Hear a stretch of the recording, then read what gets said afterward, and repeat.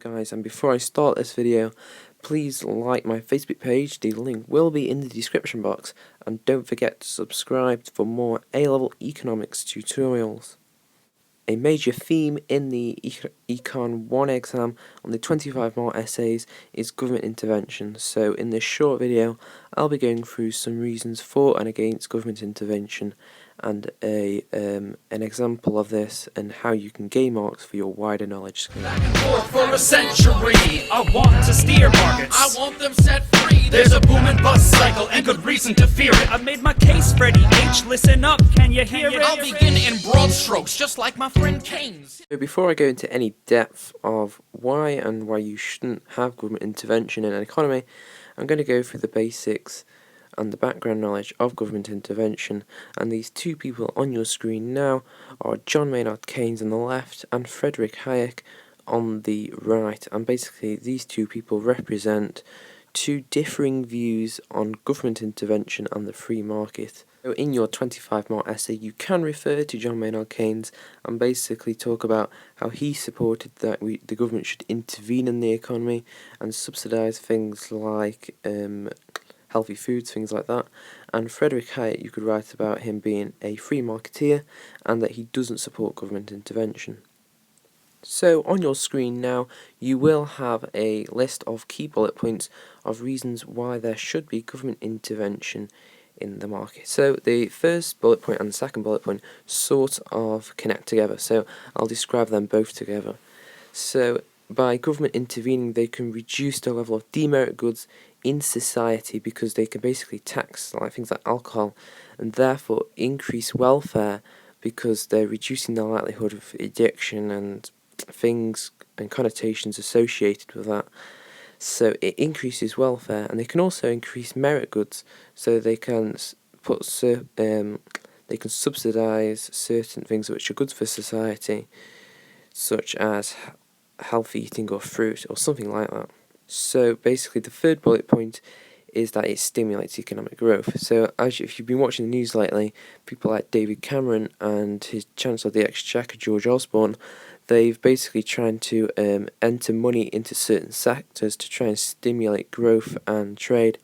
If markets are left to their own devices, people will fundamentally start saving money and the flow of money will be quite low. Also, various market failures that occur in the economy will be corrected if governments intervene and try and prevent this. So lastly, another reason for government intervention is that it bridges the information gap. So often society and people in society often lack information and are exploited by large corporate businesses. If the government step in, they can inform people of certain things. For example, smoking. Tobacco companies wouldn't inform their customers if it wasn't for the government telling them to. Equally, there are many arguments why the government shouldn't intervene in the market, and the first one is that it distorts signalling. So basically, suppliers make things such as houses due to demand, but if the government starts subsidising houses, then this will ultimately lead to a rise in the supply of houses. But if they drop the subsidy, then it's totally going to distort the signalling mechanism because people aren't going to buy houses anymore and there's going to be a surplus of housing.